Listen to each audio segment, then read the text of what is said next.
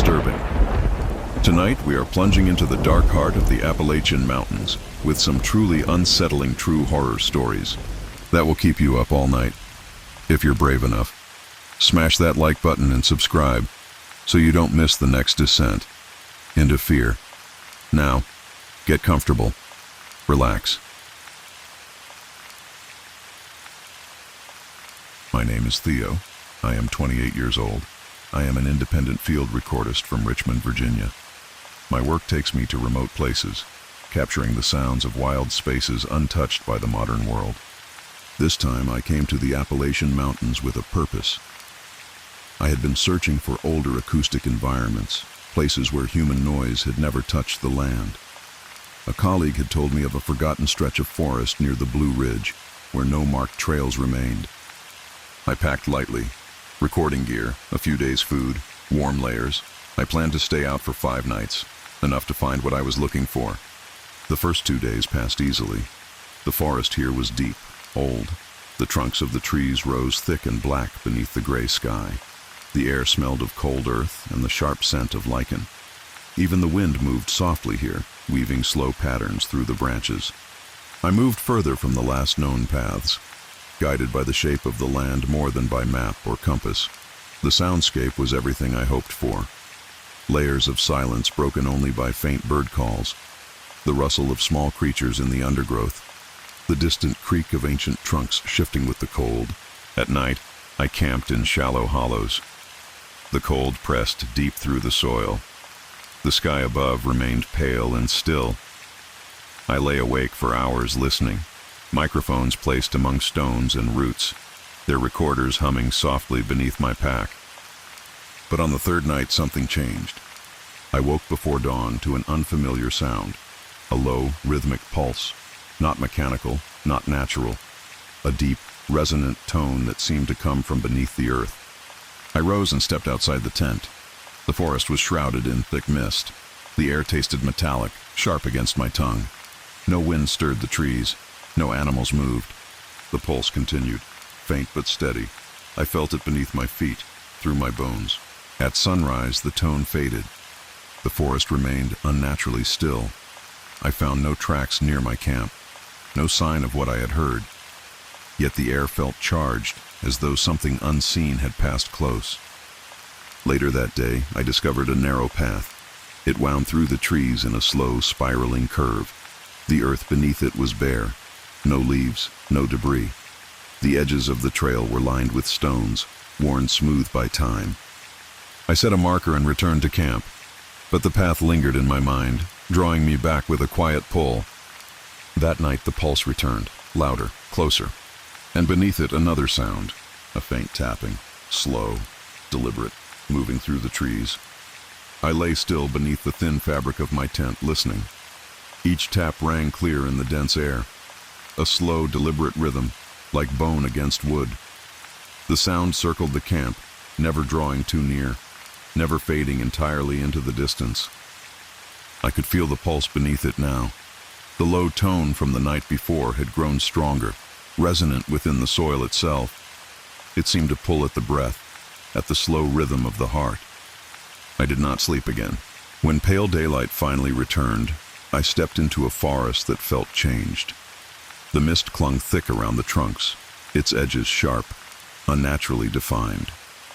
My own breath drifted in long, slow streams. The air tasted of iron and stone.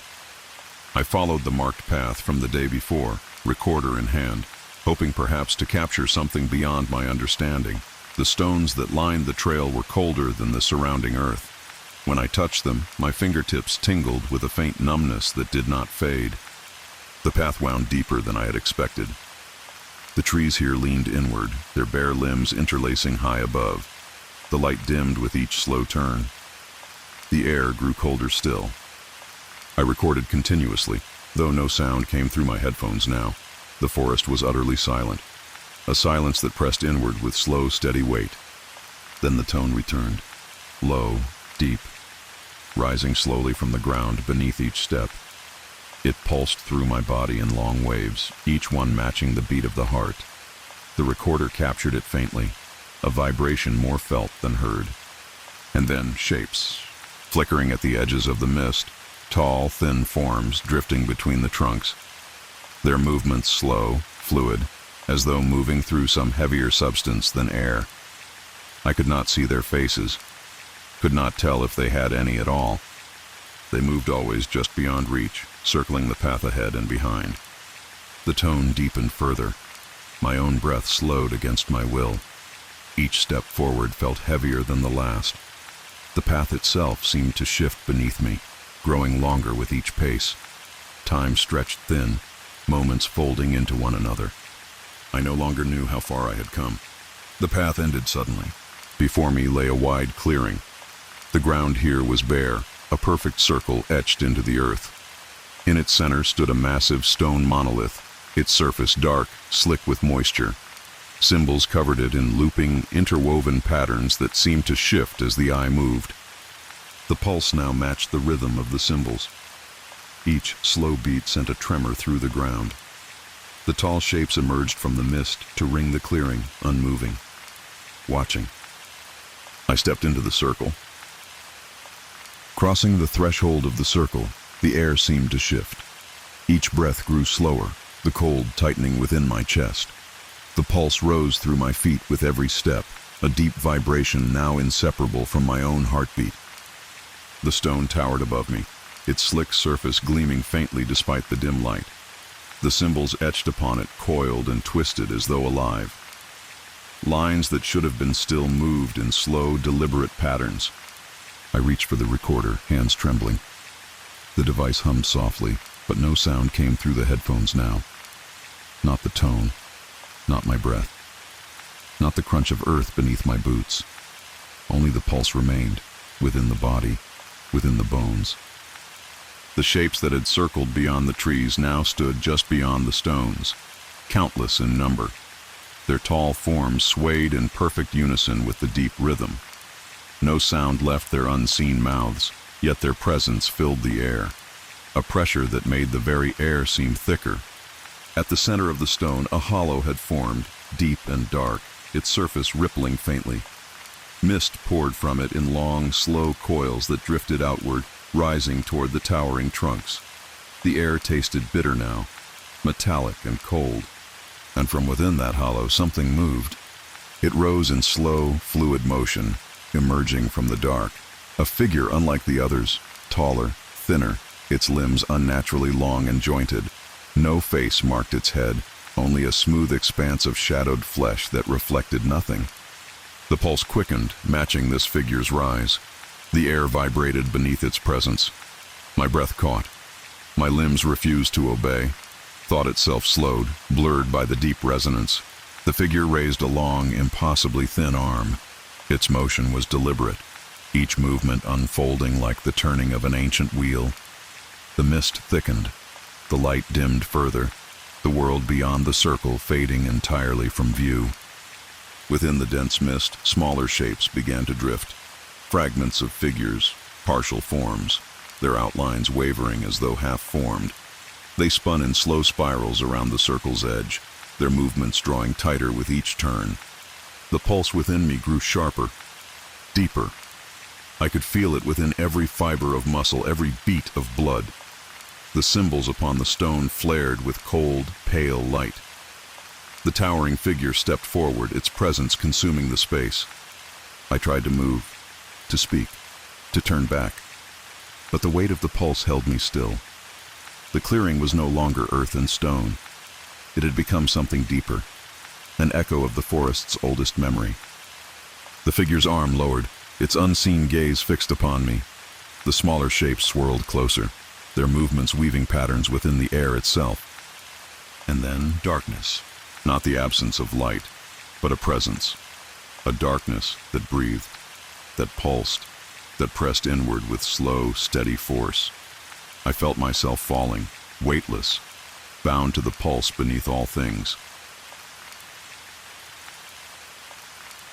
My name is Adrian. I am 26 years old. I work as a sound archivist at a small historical library in Charleston, West Virginia. I have always been drawn to the old hills, to the spaces where memory seems woven into the land itself. For months, I had read about a valley deep in the northern Appalachians, far from marked trails, a place left off most modern maps. Some of the oldest recordings in our collection spoke of it, a hollow where the forest grew strange and sounds were unlike anywhere else. Curious and restless, I decided to find it. I packed my recorder, notebooks, and enough supplies for a week alone. The plan was simple: hike in, document what I found, return with material for my archive. The first days passed quietly. The land grew more remote with each ridge crossed. The trails faded into faint game paths.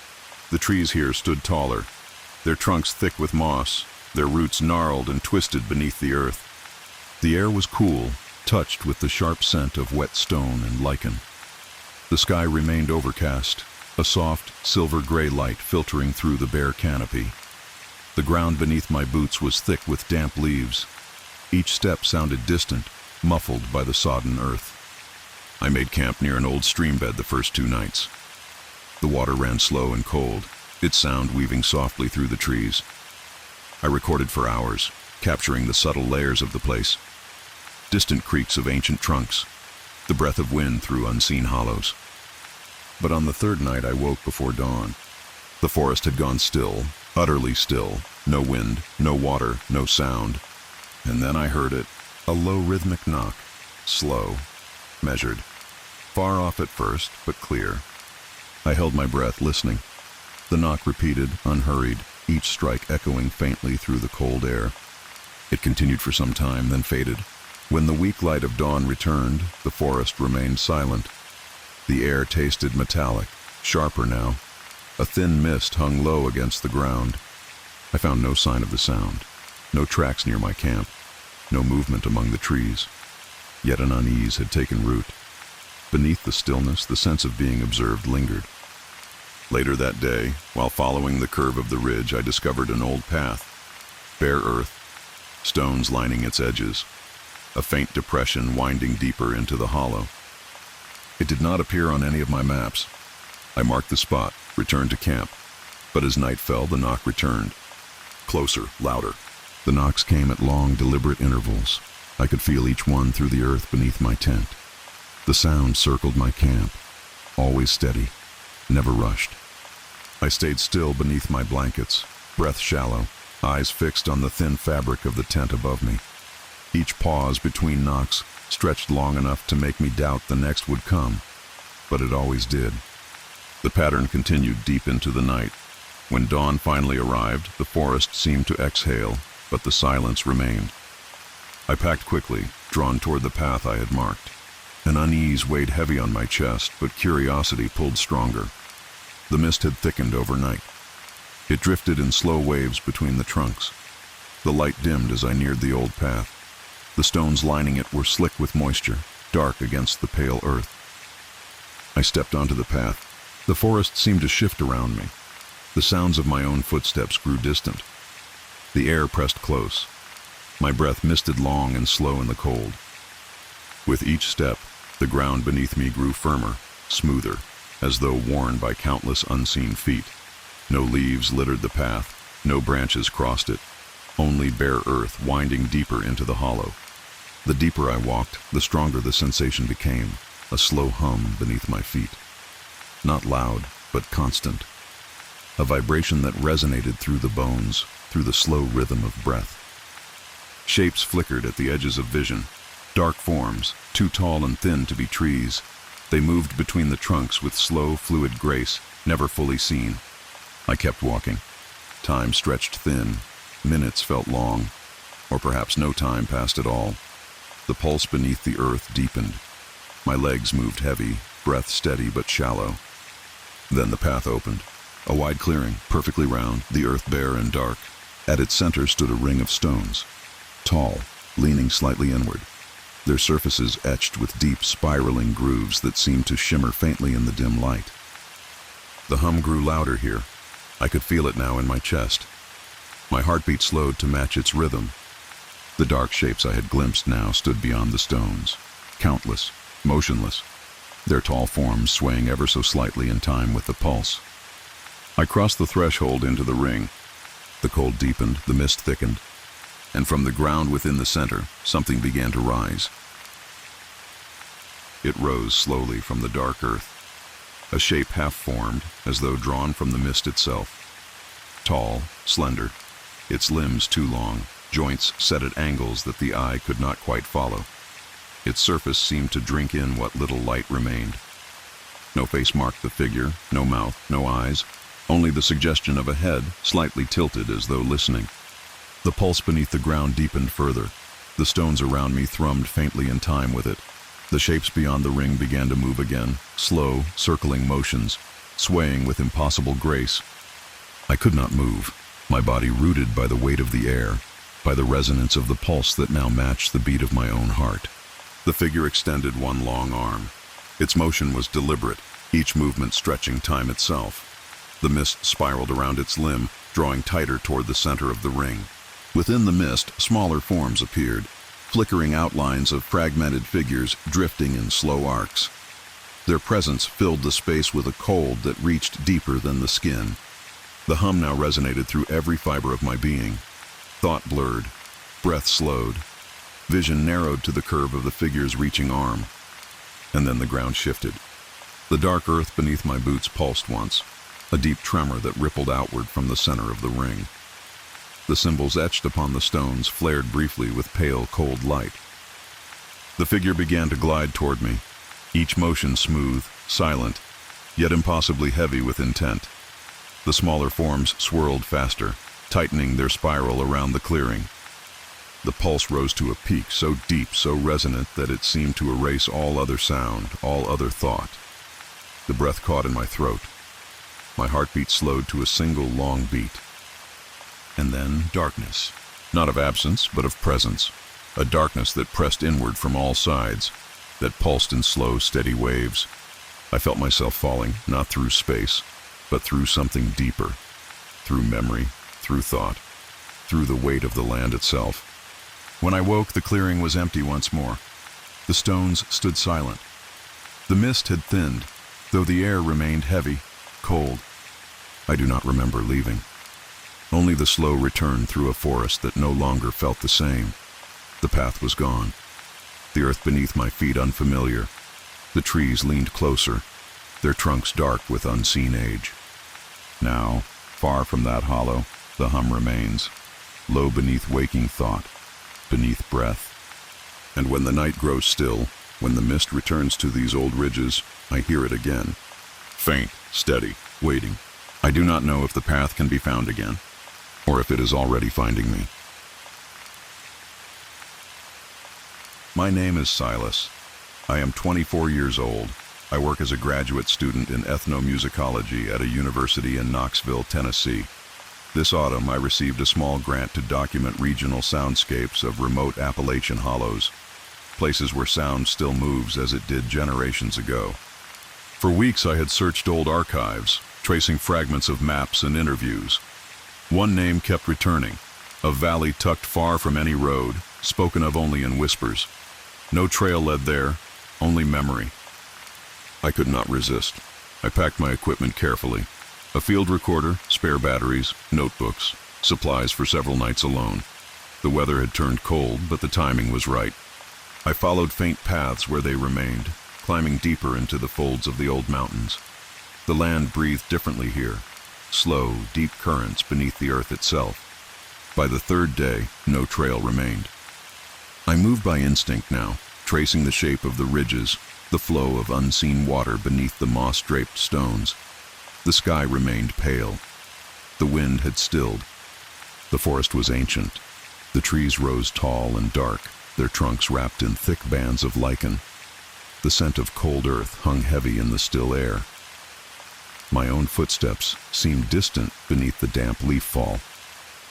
I found a place to camp near a shallow stream bed. The water moved with a strange, slow rhythm, its flow soft, muted as though moving through thicker air. That night, beneath a low sky, I began my first long recording. The forest breathed around me, layered with unseen sounds. A space of deep listening. And then, beneath the windless dark, a faint pulse. Not a sound at first, but a presence. A low vibration that moved through the ground, rising through bone and breath. It came in long intervals, a slow, steady rhythm. I adjusted my recorder, but it captured only the faintest of tones, something deeper than the range of ordinary hearing. I lay awake long into the night, listening as the pulse grew stronger. And then, faint beneath the pulse, another sound, a slow, deliberate knock, measured, distant, and moving closer. The knocking came in long, deliberate intervals, not loud, but distinct. Each strike carried a weight that pressed deeper than sound itself.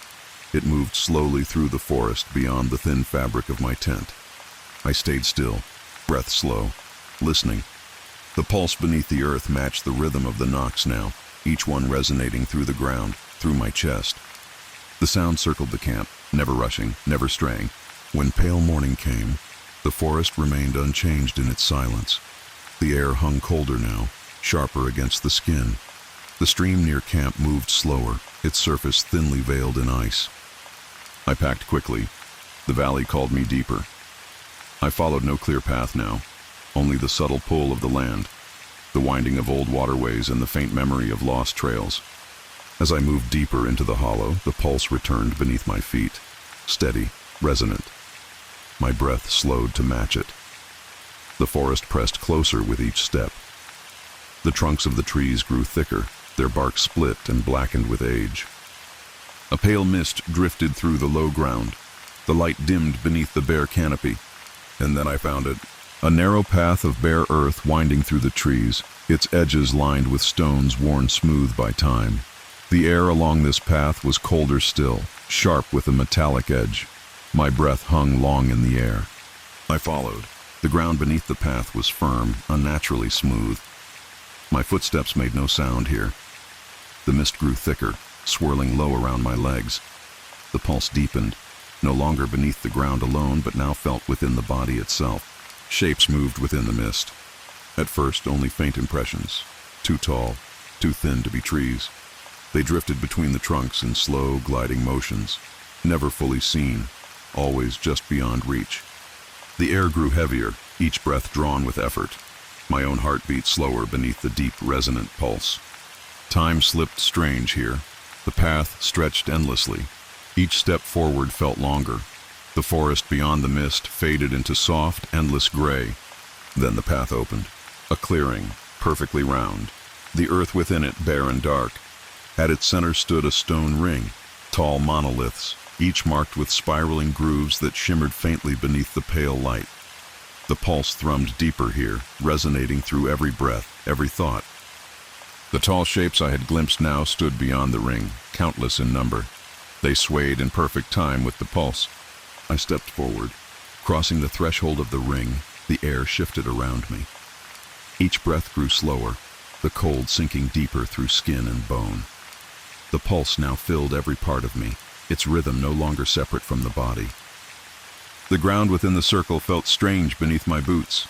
Not soil, not stone. Something older, something alive in ways the mind could not grasp.